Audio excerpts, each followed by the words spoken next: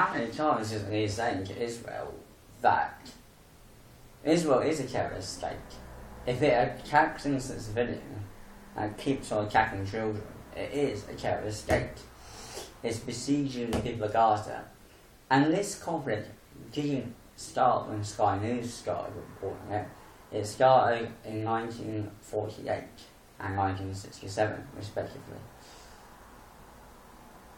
where the Palestinian Arabs were kicked off their land and forced into 2 corners of Palestine. Not just that, then they were forced to endure ever-increasing illegal Israeli settlements, sieges, kidnappings, a lot, and blockade. Can you imagine being a child in Gaza, growing up? You have the school, you have the college, then what?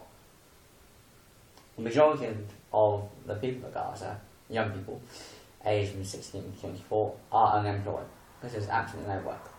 Why there is no work? Well, because there's limited resources available to create work. And buy a car in Gaza. If you're in Gaza and you want to buy a car, it will cost you probably around, well, before we have all this war, etc. Yeah, it will cost you probably about $38,000 to $50,000 to buy a car, because obviously the car has to be smuggled in through the tunnel.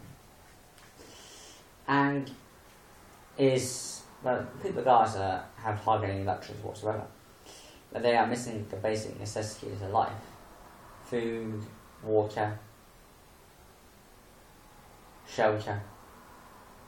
These are the basic Maslow needs. Abraham Maslow, who gave the Maslow hierarchy of needs. And the majority of people in Gaza do not have access in their homes to clean, fresh running water. I was thinking about this last night. When you turn on a tap, because I burnt my hand on a kettle, when you turn on the tap, fresh water comes out. We take that for granted, but for a family in Gaza, no running water. And sometimes if you do get running water, it's close to where the sewage is. Because Gaza is the most densely populated place on earth. These people have been suffering immensely. And all the West can do is just say, open the line, any Western leader will be, Israel deserves the right to defend itself. Or so do the Palestinians. They're being under constant attack from Israel. And what would you do? I think the very minimal thing the Israelis can do is actually lift the blockade. Then pay heavy compensation to all those families affected by years of death and destruction. And it also needs to pull out on the West Bank altogether, all the illegal settlements that were created over the 12-year period prior to 2014. Then you might start to see some peace.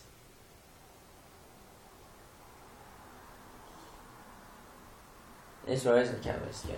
I mean, Bolivia said it was a terrorist state. As more civilians get killed in Gaza, the more bad it gets for Israel.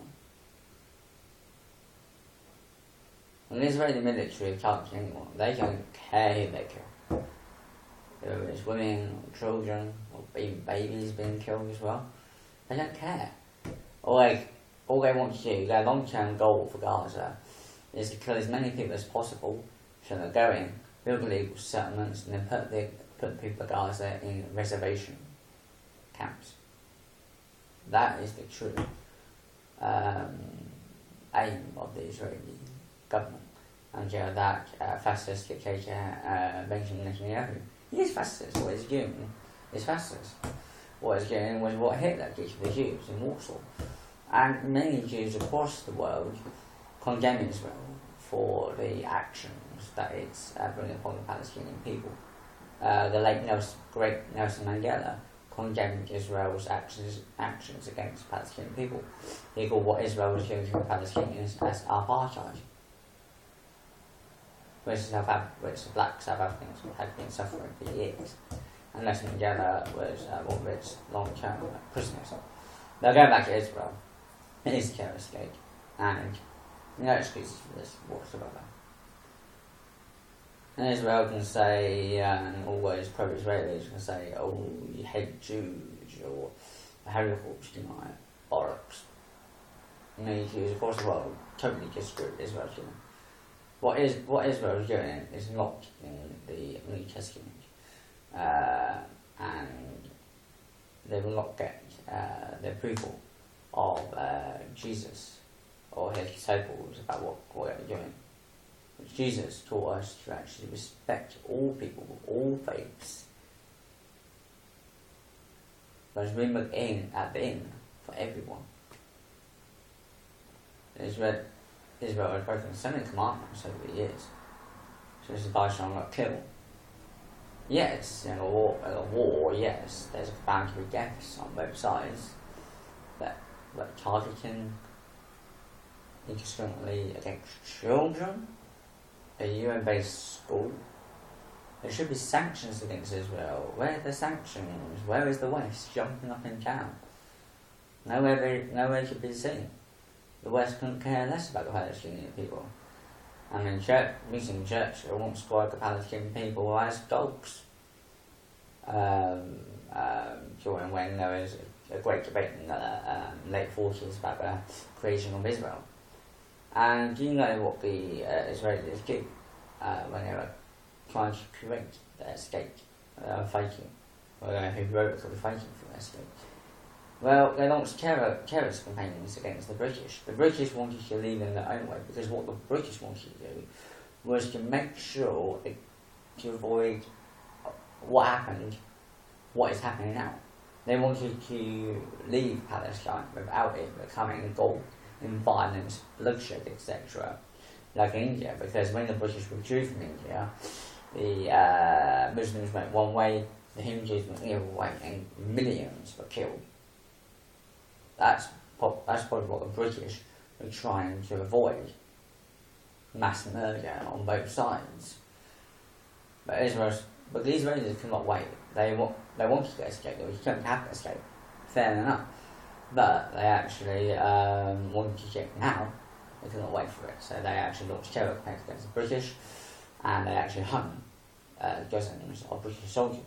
Look it up on Google. You don't believe me.